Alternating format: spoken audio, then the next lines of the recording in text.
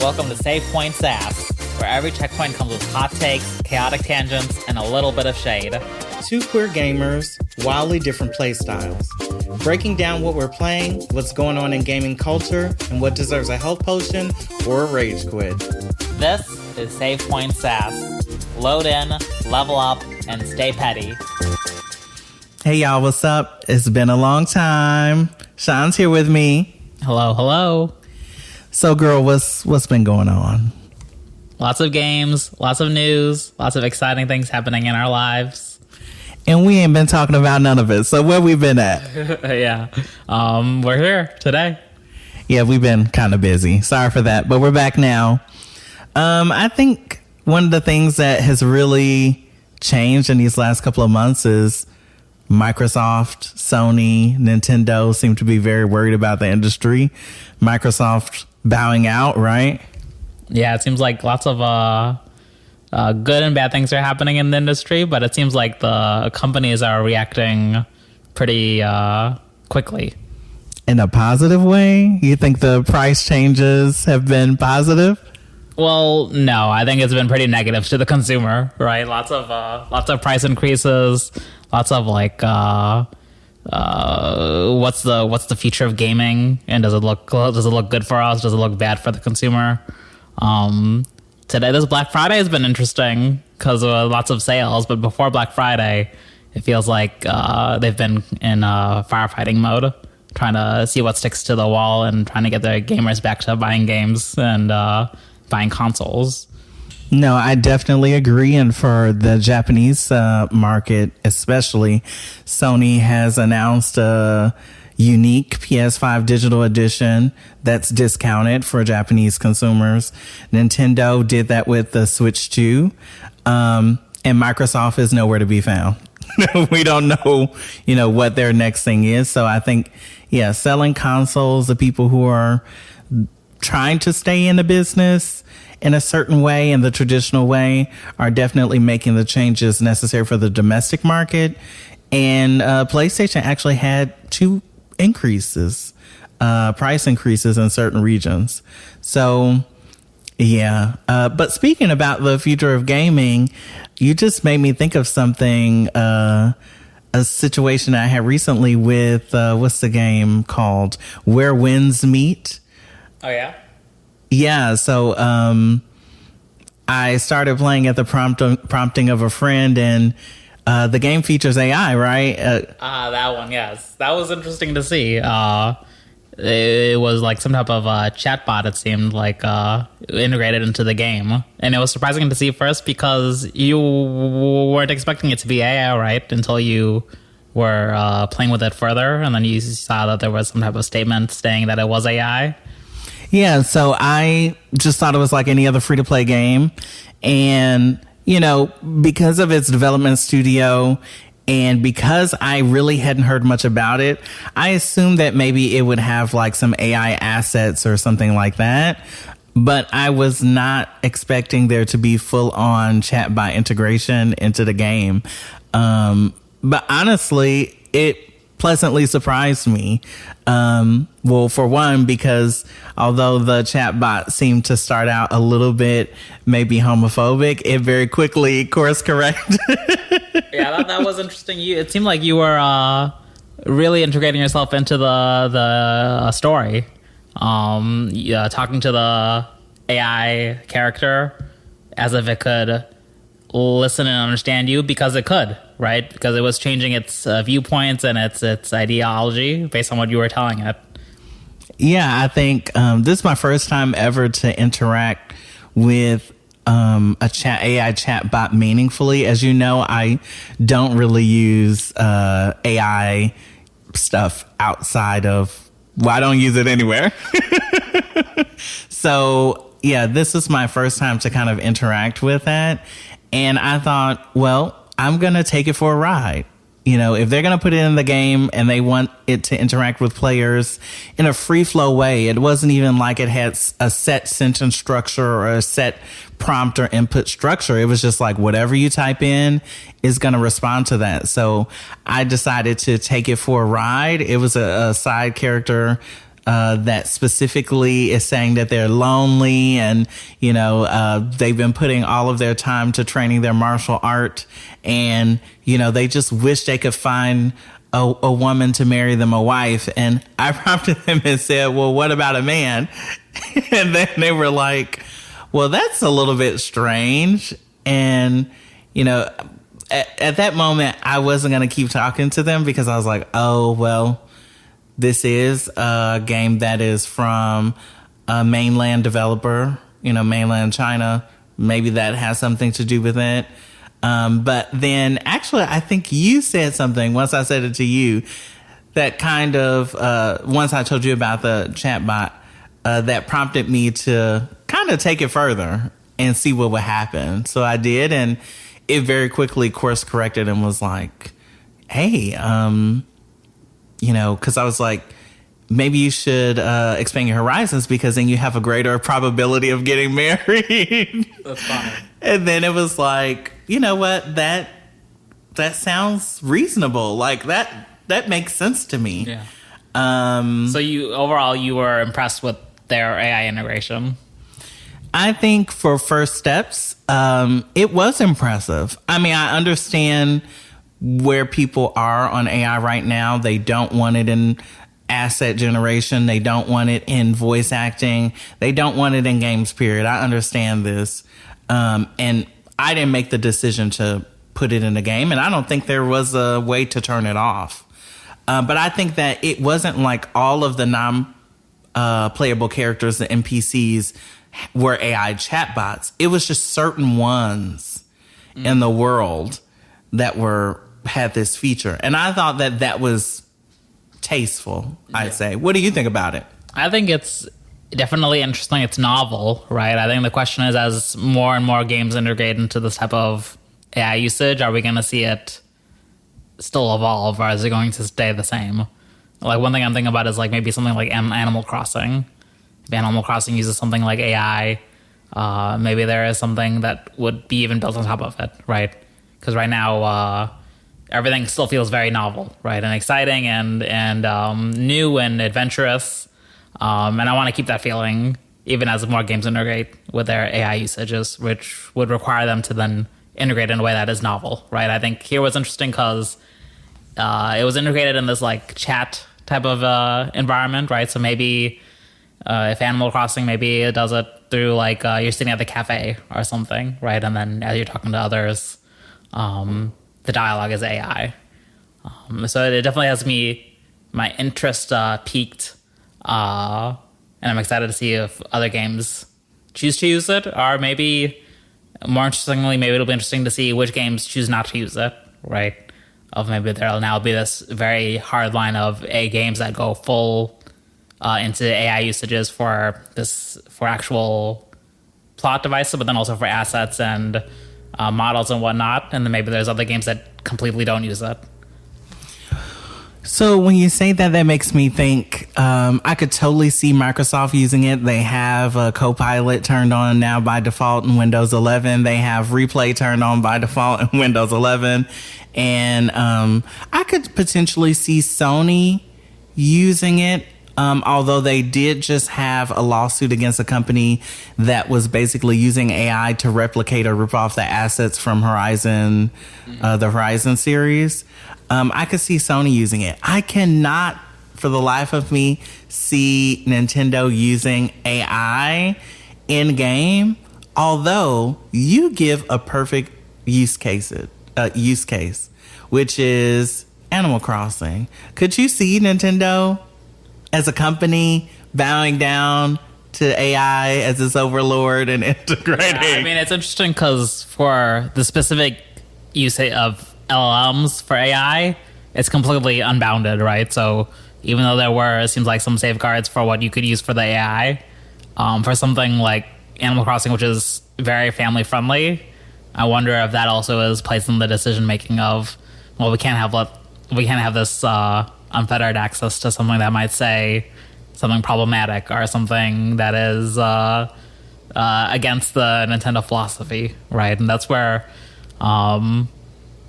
you go back to how Animal Crossing already is implemented, which is like kind of you have these logical forks of dialogue, right? Which in a different lens is AI, just not LLMs, right? So maybe it is that Nintendo invests in AI, but it's not investing in LLMs, or it creates some type of other experience that is AI powered, that still has these types of guardrails that are known for how Nintendo operates. You know, that's a very interesting perspective, because we do know that Nintendo has partnerships with companies that have used AI, collected data, but it's never been in their own major franchises or ventures, right? That's the whole thing with Pokemon Go, right? Data collection. Dena, I think, is the company, DENA, that they have gone through to do this like type of network data collection, future tech research. So it's very interesting. Maybe they're interested in AI, not LLMs. That's an interesting distinction. And I guess we'll have to just stay tuned and see where the industry moves. Yeah. I mean, it's interesting. There is that DLC that's coming out for Animal Crossing soon. I don't think anything is related to dialogue or that nature, right? But it could be interesting, and maybe if there's a future update that's more story content heavy, and then as people are beginning to play it, whether it seems like it's AI enhanced or things of that nature. Because I think that's one of the main selling points of Animal Crossing is the dialogue, right? And the uniqueness of all the characters. And that is something that AI can help with. The question is if it's going to be used properly or not.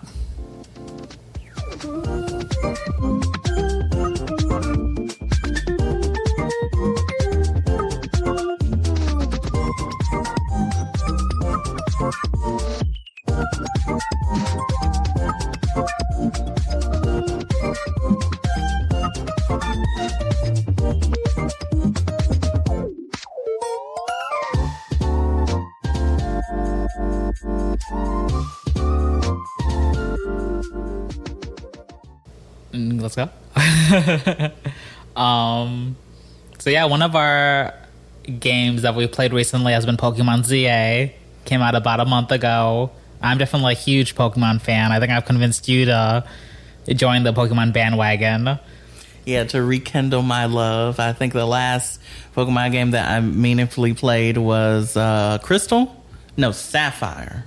Oh, yeah? No, Ruby. Ruby. Well, I mean, this is time and time again. I got you into Scarlet and Violet, and then maybe even Sword and Shield. I forget if that was on your radar or not.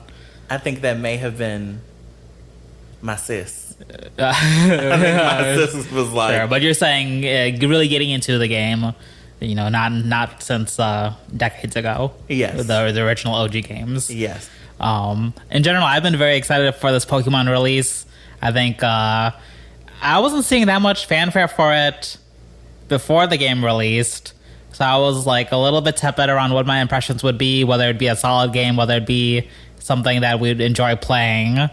Then it released, and then all of a sudden, all these pieces of feedback, positive, negative, neutral, lots about how many... of each generation? Of each... what do you mean? So some people were kind of complaining because they didn't think that like all the Pokemon from Gen 1, all the Pokemon from Gen 2 would get... It's like a mixture. Yeah, it's a mixture, right? But with all that, kind of being said, we then bought the game a few days after it released, right? And we began playing it, right? Going into the game, what do you think? What was were you excited to try out the game? Were you nervous? Were you thinking that it was going to be... kind of like Scarlet and Violet, Sword and Shield, not as good as the original games, or were you interested in seeing how it panned out? I think I was actually a little excited. I think I told you I had seen some of the now infamous Pokemon leak. So I had seen some of the downgrades that were going to come to the game. And I think that my expectations were much more measured because I had seen those leaks. But I was excited because I felt that Legends of Arceus was basically what I envisioned Pokemon being as a game from my childhood. I am a child of Pokemon. I grew up when Pokemon first debuted. I was there. I watched the very first episode that aired on American television. Yeah. So, Arceus really captured the spirit of Pokemon for me. So I was excited to see what a return to that formula could be. What about you? Yeah, I was definitely interested in the game. Legends Arceus was one of my favorite games. I think that was a great game style. Seeing the reviews and initial impressions did catch me a little bit off guard because it seemed like there was generally a negative response to the game initially. So that had me a little bit worried before I started playing the game of, is this just another sellout? Is Nintendo making us pay $80 for, $10? And that was one of the big things, right? One of the big items that was released was the fact that this game only cost $15 million to make, or something like that number, right? Yeah, that was part of the leaks. And I mean, there has been no meaningful discussion about it afterwards. But yeah, they're thinking $13 to $15 million to make the entire game. Yeah, so my initial worry was we would play the game and realize, oh wait, they're just cut corners everywhere and they're just doing another cash grab. Yeah. Luckily, I would say our impressions were completely the opposite overall. Yes. I think we both really enjoyed the game. There were so many surprises, which we'll get into, but I would just say at the start, right, my initial impressions were completely changed, right? I went into the game thinking that it was going to be a cash grab, that it wasn't going to be as strong, that it might not even be as good as Legends Arceus. And I would say I am in complete disagreement with that, right? That the game actually is really enjoyable, and I think it's one of my top games as well. I would say maybe we can talk through some of our the things that we found interesting. I mean, the thing about this game is that it introduced a lot of new concepts. Yes. And I think a lot of these concepts were very positive, right? One of them, I think, just clear is the new battling system, right? Which I will say, when we talked about all the impressions initially being negative, always one of the positives would be the battling system, the new mechanics people were very intrigued by, right? And I was a little bit skeptical at first because I like the orderly, the thinking through things, the turn-based, not having to be on the clock, right? And we had just come from Super Mario Man, which was an amazing Pokemon-like experience. So, but yeah. Yeah, this is a tried and true method. There's things that we, don't rock the boat, don't change what is broken, whatever's broken, don't, whatever the phrase is. If it ain't broke, don't fix it. Broke, don't fix it. But I will say it was very engaging, right? I think it had me almost like in a childlike wonder, in the sense of like, you're not just button mashing necessarily, right? You're not just, over. It was something new, right?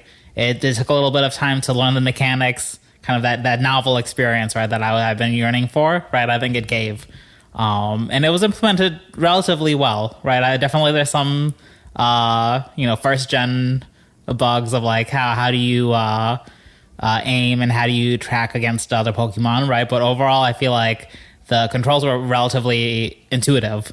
That they had clearly spent a lot of time figuring out, well, how do the different things interact within the battle system? How do these like new abilities and moves change now that there's time-based, right?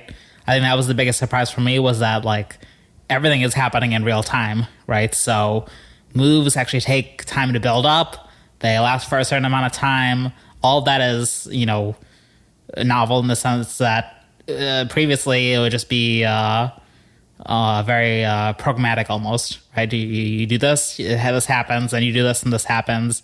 Here it feels like you've kind of unlocked so many different ways that the battles can progress. And there's interference. So you'll start a move and technically the opponent can shut down your move. They can interrupt you. Right. Which, in the traditional way in playing, that wasn't possible. Yeah, or you can dodge, or you can move out of the way, yes. Right? It feels like definitely you're actually having a battle, right? And there's this back and forth.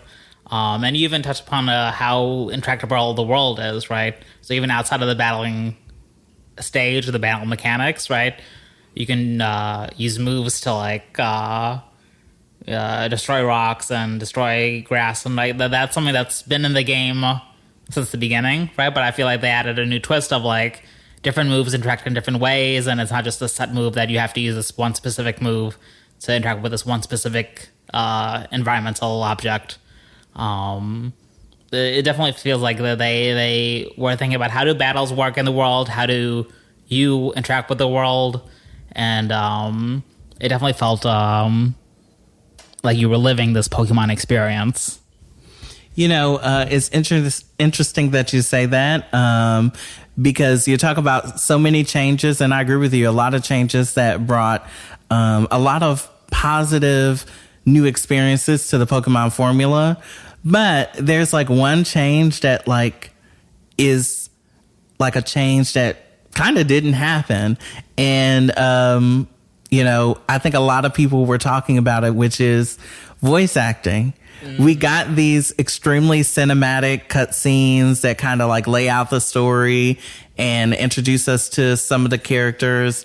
And there's no voice acting, but there are subtitles. So clearly, they're supposed to be something. I mean, in fact, there's no voice acting and there's no like language mimicking of their mouths, right? This was something that we kind of teased at the we're joking about at the beginning when we started playing. Was a lot of those cutscenes, the face models are just like mashed potatoing the words, right? So there'll be like a 1-sentence line, and then they'll spend like 10 seconds, as if they're eating a hamburger or something.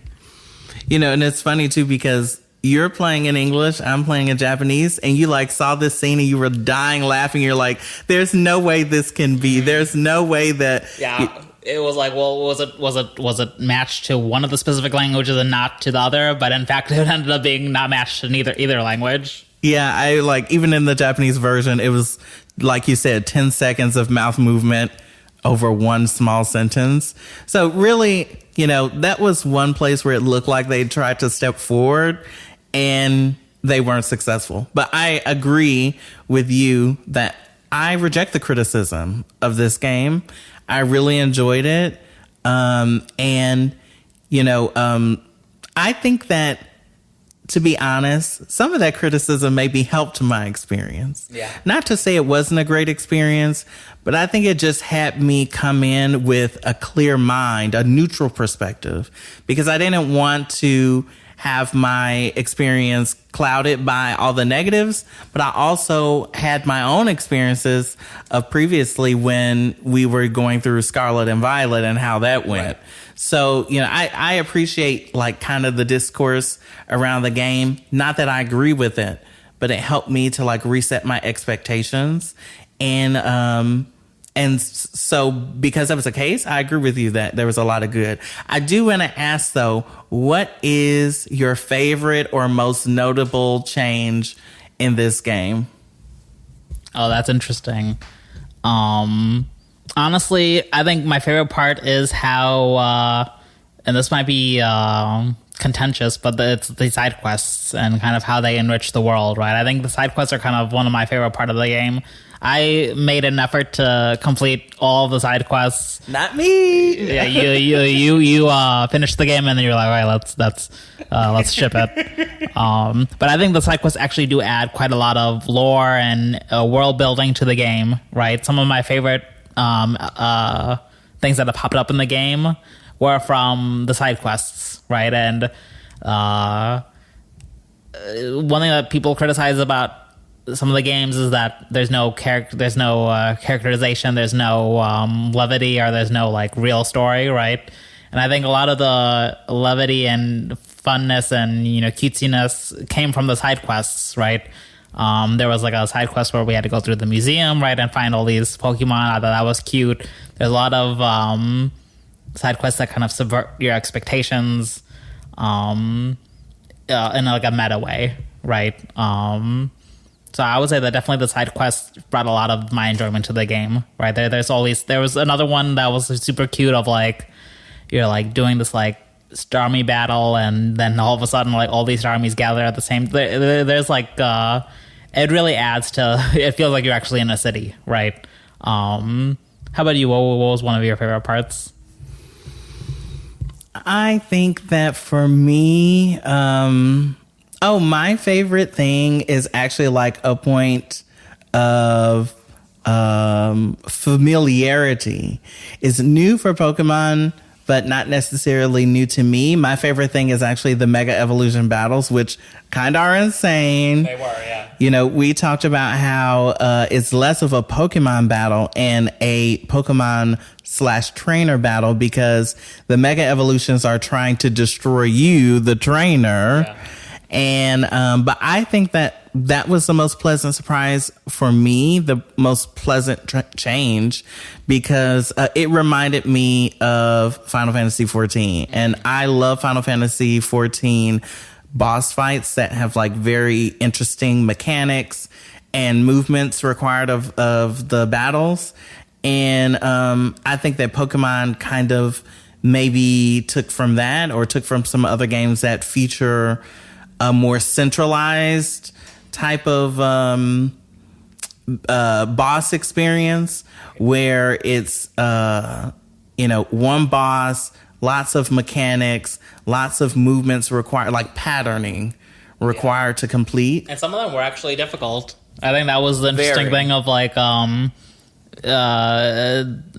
this was not only was it new, but it was also a little bit challenging, right? So it definitely caught me off guard. I agree with your Final Fantasy-esque type of gaming. Yeah, you have some Final Fantasy experience too. Yeah, a little bit. But I would say that you're right. That was very engaging, and I think that was something that was unexpected for me, right? To see, right, this very almost like larger than life battle experience, right? So, I mean, I think that's what someone else, like people online have said, is that where Legends Arceus was about catching Pokemon, this really was about battling Pokemon, right? And we talked about the new battle mechanics, and now we just talked about the rogue Pokemon battles, right? So it seems like a lot of effort went to how do we create these novel and engaging battle experiences, and it seems like both of those were some of our most positive from the game. I'll say that there was one other thing that kind of stood out to me, and it was the music. This game has some really good music, and, very eclectic too, like lots of different instruments used, very jazzy. I think that was a pleasant surprise for me because I've been playing Pokemon games for so long, so I still think of, the little 8-bit sounds or the I still think of like these very different versions of the sounds, and where everything sounds the same. The SFX and the music are sharing the same technology to make sound. So in my head, I still think of Pokemon in a certain way, and so for me to get this kind of like, I don't want to say like swanky, classy, sophisticated soundtrack was unexpected for me. I mean, I know it's becoming the norm for Nintendo right now. Mario Kart World had a very mature soundtrack. Yeah, I will say, I think one thing that Nintendo seems to now across the board always do well is their soundtracks. And I agree that the soundtrack really made you feel like you were in the city, or you were in battle, or you were in this very heightened, dangerous experience when you were doing the rogue Pokemon battles. So I agree, the soundtrack definitely is a highlight. Is it on the Nintendo app? That music app? I wonder. I think there are some games that are new. Even I think someone was saying that even Kirby Air Riders, which is not out yet as of recording, has tracks on there. So it might be on there. Oh yeah, yeah. No, I mean, once it comes on, I would definitely listen to it through your app because I don't have the I don't have the subscription, right? But the music definitely is a highlight. But what else is one thing was like the wild zones, right? I think that was interesting. A lot of people were questioning whether having the game be in only one city would be a detriment. I almost felt like it was a positive in the sense of it was a completable experience, right? Because it was a very isolated but dense environment, right? It was achievable to catch all the Pokemon in the wild zones or to go through all the wild zones. Yeah. Whereas I think for both of us, Legends Arceus, neither of us completed to 100% the game, right? Or the Pokedex, or went through all the wild zones, right? Which, yes, they were bigger, right? But they were less dense, right? Yep. So I think maybe there's a balance between the two, or maybe Legends Arceus was too big, and maybe ZA was too small. But I feel like the city, the idea of it being in one city, the idea of the wild zones being integrated in the city, I feel like they did that very well, right? So, what did you think of integrating a previous game's story into this narrative? I thought it was done very well. I'll say that XY, I don't think I finished completely. Like, I definitely played it when I was younger, after the fact that after it was released. But I thought it was done well in the sense that you still had a great experience if you didn't have the lore from the past games, right? But if you did know the lore, it kind of almost you appreciate it a little bit more, right? I do wonder if they intentionally wanted to have these callbacks to X and Y because it's set in the same city, right? Maybe this is kind of going back to true to form. Had you recalled the events from X and Y, or was it all new to you?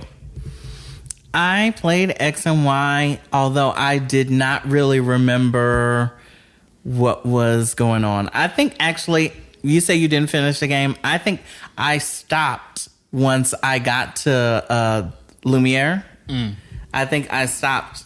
I remember going around the shops. I remember that the city is like a circle. I remember running into, I think, the opposing bad guys, their version of Team Rocket or whatever in that city. Yeah. I remember getting that far, but not going much further. So for me, a lot of it was new, but kind of the vibe of it was familiar. But it's interesting because I asked you after I had seen something, I said, wait, is this the same? Yeah. Because they're referencing XY. And then you had to tell me yes, everything that you're seeing is in there. Because I was like, well, was the tower in the game? And you're like, yes. And I had to look. Yeah, that was funny, right? In fact, I feel like that makes it even more, special that now they've created what maybe was a simple and maybe forgettable. But it wasn't necessarily forgettable because it wasn't forgettable, but it was the graphics. Yeah. To now this larger than life city, right? And I think that's there's so much world building that you can go on in your mind of what was 5 towns, five stores, and a couple of pixels. Now is this larger than life full game environment. Yep. So definitely, I think the story was interesting. The what we've completely not talked about yet is the whole ZA mechanic, right? Of going from Z to A, right? I thought the battle and night system was very clever. Again, right, this is another way that they added some novelty to the battling system, right? Yep.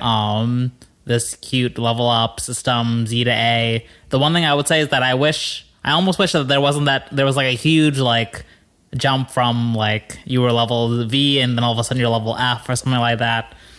Maybe that could have been handled more delicately. Yeah, I totally agree. And after I leveled up a couple of times, I was like, there's no way. Yeah. I'm like, they are definitely having us skip, further towards the beginning of the alphabet. But I thought it would happen in a different way. I thought that there would be potential in the story or actually out in the game world to lose rank. So I thought they were actually going to have it be a true mechanic that isn't controlled by narrative. Yeah. But I did think it was really interesting, and it was satisfying. Yeah, it was fun, and I think they integrated it into the story nicely. It is funny, though, that if you think about the story plot-wise, this whole who is the grandest trainer, who's the top-level A trainer, and then really gets subverted because the actions taken don't necessarily correspond to what the outcome of the battle should have been, right? But I think that is part of the fun of the story. Yes. Right. You also mentioned this idea that you can't go down in rank, right? And what's interesting is I don't know if you've played the online mode yet, right? But there is this ranking system, right? To make it a little bit more competitive, right? But one part of that system is that your rank cannot go down, right? So there's element maybe from Nintendo of they don't want to make people feel bad. They don't want to make people feel bad, maybe. Which I guess that's the fun of it. The way that they've implemented this competitive system, right? It's not really it more is free for all battle royale type of thing, right? So maybe that worked for this type of system. I know there's that other Pokemon Champions game that's coming out later this next year, I think, right? Which probably will be more aligned with true battle ranking systems. But for this type of battle royale, like it's like four players kind of all fighting each other, right? There's so much luck and randomness in it already that maybe a true level up, level down system wouldn't work as effectively.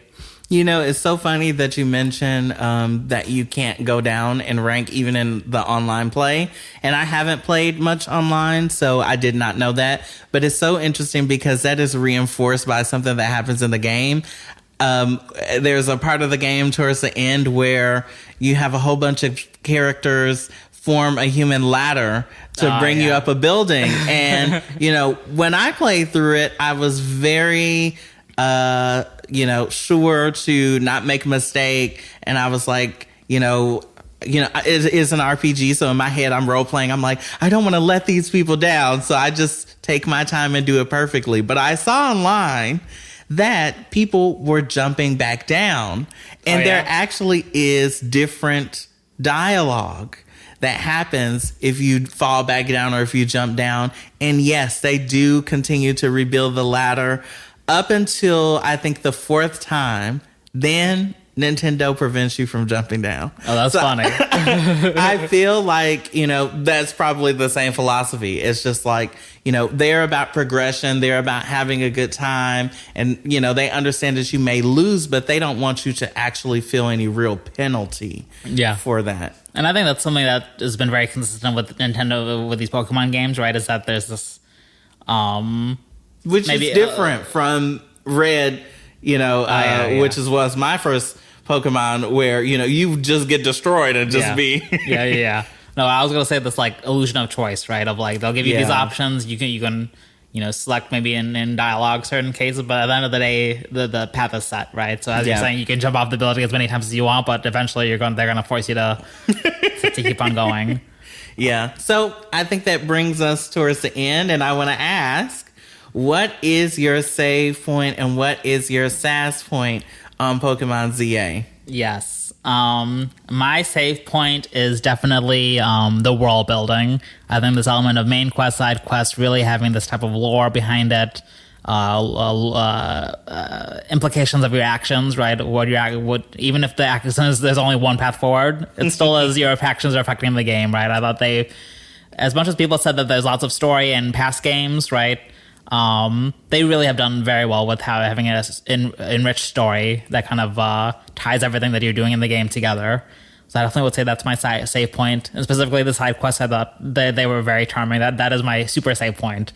My SAS point, I would say I would like even more difficulty in the end game, right? Of like, once you get to the post game, and maybe this is something we'll see with the DLC, right? Of like, give me something that is gonna kick my butt, many, many, many times before I can beat the game fully, right? But I think that's this element of like, they've gotten, I think they've moved definitely away from this being a truly just a kid's game, right? There are elements of difficulty here, right? I want to see even more. Give me a hard mode, give me a challenge mode. Let's see what Nintendo can cook up there. Yeah, I think for me, my save point is going to be definitely the battle zones. I mean, I think, like you said, that's the whole point, is that they really want to show, like, this is battling in the Pokemon world. And I love the battle zones. I love the nice night music. And, I love the whole sneak mechanic, like sneak up on the person. And the many challenges inside of the battle zones, where it's like, if you defeat them with certain moves, etc. I like that whole dynamic. I'm gonna say I have a tiny save point, which is Chikorita. I remember when they introduced Chikorita on the show, and I've loved Chikorita since the beginning. I know there's a lot of hate on Chikorita, but Chikorita in this game is the MVP. Yeah. Took me all the way. Thank you so much. I'm gonna say that my SAS point, honestly, is going to be I have a regular SAS point, which is going to be the no voice acting. To be honest, some of those scenes you could tell that they were actually in the CGI scenes, or like in the in-engine cutscenes, that they were matched to real speaking. Yeah. And so it just was so jarring to me that there was none. And then I'll say that a tiny sass point that I have is that I think the last third of the game, actually the last kind of like dungeon run up, I think that there were just a couple of issues about, you know, the sequence of progression. So you go from mega evolution to mega evolution to mega evolution to boss battle to this, and then the regular battles are now also mega evolutions. And I think that I wish that at the end there was a little bit more of a reprieve. I was expecting that, you know, when you get to the end, I mean, obviously this is spoilers, although I'm not saying anything concrete, that there would be more variation. I thought that at the end stretch, they were going to throw some wrench into the formula and, you know, we would have some other thing to do. In fact, I thought at the end we were going to maybe go to a different zone, like a smaller, you know, different zone, maybe in the mountains, since we kept saying the mountains. So I'm going to say that's my sass point. Well, I like it. And soon the DLC is going to come out, I think, in February. I totally forgot there's DLC. So maybe they'll build upon our save points, or maybe they'll fix our sass points, right? But I definitely will be getting the DLC, I think, after all. I was on the fence initially, right? But after playing the game, I think definitely I will. You won't, because you are you are actively trying to sell your game. But you can Don't expose me. But you can play on my game. Yes. How much is the DLC? I'm thinking it was like $30, but and the game was $70, right? Yeah, so it basically is a $100 experience. $100 experience.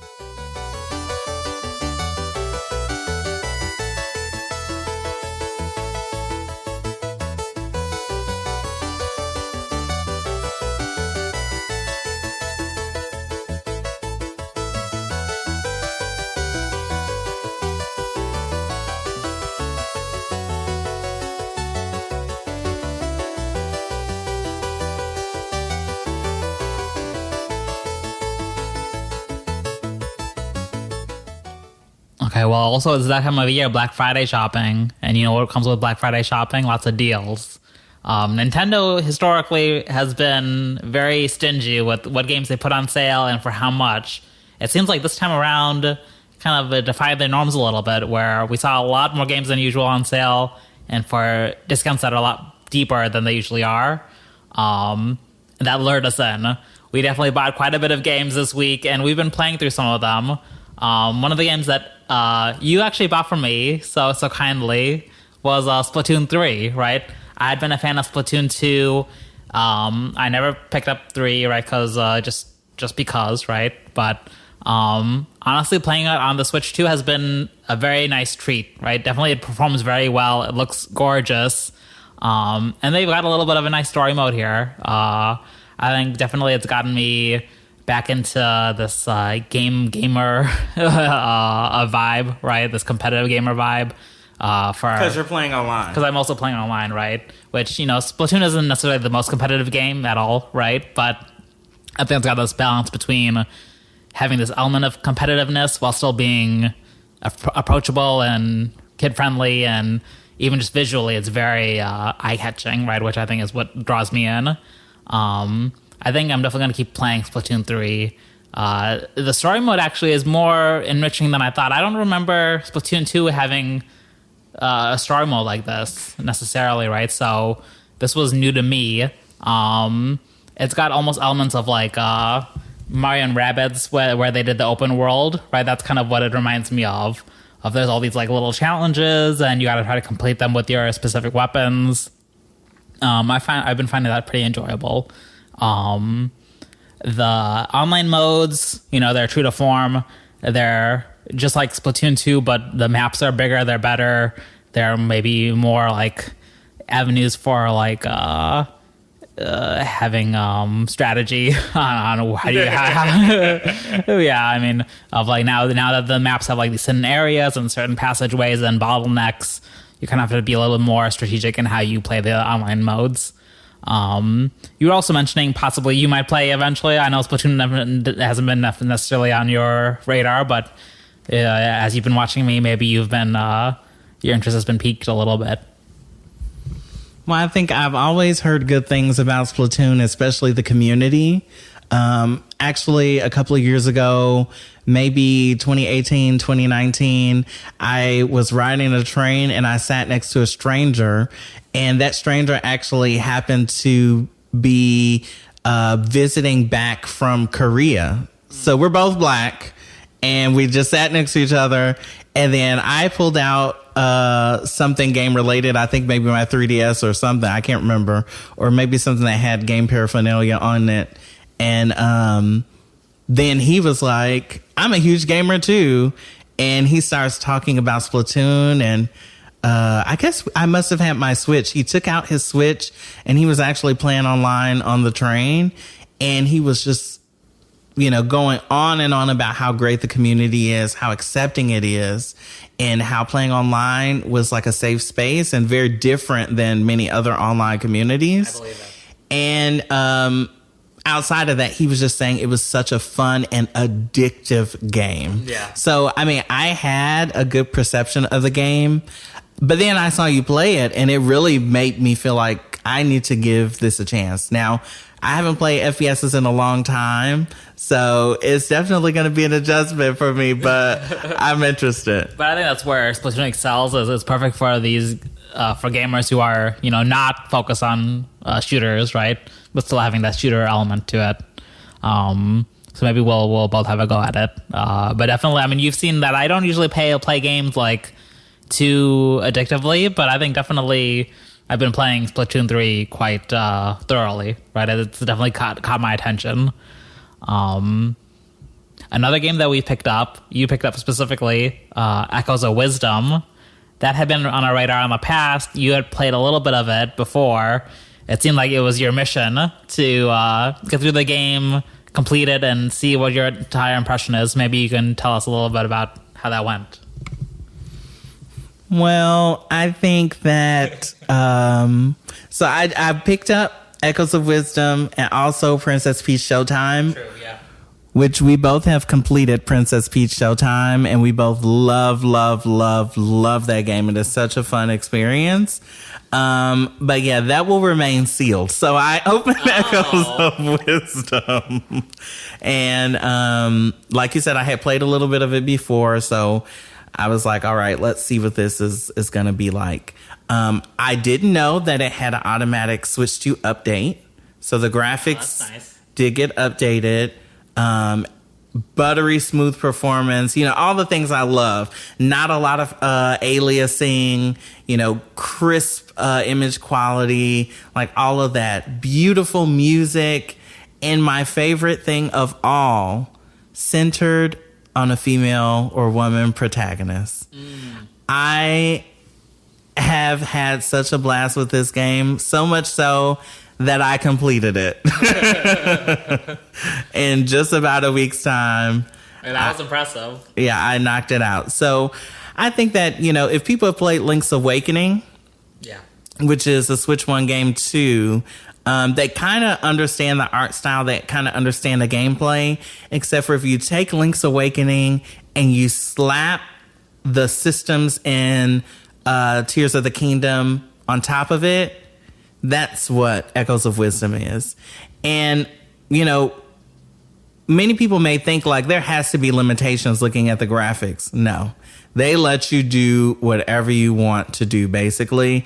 And, after I got maybe 60% of the way through the game, I found an item that it lets me replicate that basically it broke most of the most of the limitations of the overworld map. Some of the dungeon puzzles I could just get past. It's true freedom. If you want to have things interact or, use a specific item in an unexpected way, it lets you do it. I've had such a good time, and I'm happy to add it to my completed list. Yeah. I will say you had some thoughts on the difficulty of the game, right? I think just like it's common with Zelda games or even Link's Awakening, right? Of it really makes you think. And there's points in the story where you can feel like you're completely stumped or you're completely blocked. How did you enjoy that challenge? What were your thoughts there?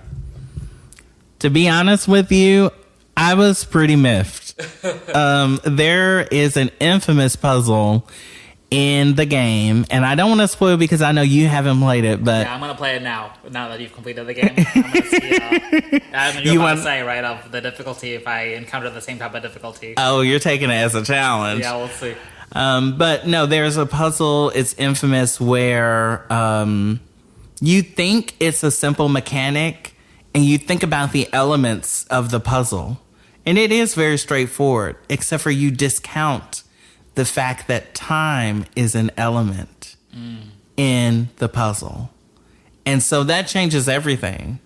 There's nothing that alludes to time being an element in solving the puzzle. And there are multiple of them. It's not just one. And so, you go back and forth. You go through all your items. You're trying to figure out anything that will work. And and you don't get it. So I was pretty miffed at that point because I couldn't understand what was happening, and I had to look it up. Yeah, I had to look it up. Which that is, back in the day, you had the gamer guides, right, or the hotline, and I went to Reddit, yes, where I saw all the other people complaining. And I was like, I'm not alone. But after you've completed the game, do you feel like the difficulty added to the experience, or you think it hindered the experience? Well, I'll say that I think the difficulty added to the experience. I do think I was making certain things more difficult for myself. I know, like, towards the end, I had a couple of game overs, and I had a couple of dungeon passages that were made more difficult by my inability to take it slow, because I was so eager to get to the end. I'm like, I know I'm close. Yeah. Well, funny story. I got halfway into the game. I thought that was the end, and it was not. Yeah. But so I was like, I want to see how they wrap this up. I want to see what else is going to be in the story. And so that meant that I didn't, gear as well as I should have. That meant that I didn't have as many potions and, that type of thing. And so, but taking it as a total experience, I think that the difficulty really added to the experience. And honestly, I think I was saying to you, I was like, I don't know if kids could be there. I was like, I don't know if kids could get through this. I mean, that might be the point, right? Of now, a kid buys this game and it becomes a month, 2 month, 3 month endeavor, right? Yeah, we definitely understand like the value. So you pay this amount of money and then you want to play. If you're a kid, you want to have a lot of experiences. But no, I think that anybody who is thinking it's just a cute Zelda adventure is in for much more than that. Because it took me maybe 25 plus hours. And that was you going balls to the wall. Like, really focus on it, really kind of go through the story. And it still took you quite a long time, right? So that you can tell how dense the story is and how much difficulty there might be in the game. Yeah. Definitely recommend. Lots of fun. Did we pick up anything else? You picked up one more game, Xenoblade 3. Yes. So that was one of I didn't pick up any games. But that's because our backlog is so big, right? We got so many games to play, right? But you mentioned Princess Peach, which I guess is staying sealed, right? But then what about Xenoblade? Are you excited to play? So Xenoblade 3, Chronicles 3, has not gone on sale a single time before this Christmas season. It is a Switch 1 game, and it hasn't gone on sale a single time. So when I saw it on sale this time, I was like, and the DLC, which is technically a separate game, it features like the one full game and one smaller game. I couldn't resist getting them both for the price of the regular game. I have played some of this game before, in the ways that many people experience Switch games with greater performance and higher resolution, maybe a year ago, a couple of months ago. I had experienced the game in that way. And I was shocked to play it on Switch 2. And while it doesn't have a next-gen update, it's a beautiful game. And it's a very impressive game. So I look forward to getting through it. I don't think it's going to be my next game. No, I think that my next game is... Well, we can talk about that. Yeah, I guess that might be... you already have started playing your next game. And maybe that's something that we'll talk about in the next podcast. So maybe we'll leave it for a surprise, or maybe you can tease a little bit of it. Well, yeah, I'll say that my next game is by a huge studio that you often make fun of me for how I pronounce their name, but it's actually the correct way. So my next game is from Ubisoft. And Ubisoft. And I'm having a lot of fun with it already. I just started it. And yeah, I look forward to talking about it in the future. Yeah. And honestly, even just talking here, I think you've convinced me to have Echoes of Wisdom as my next game.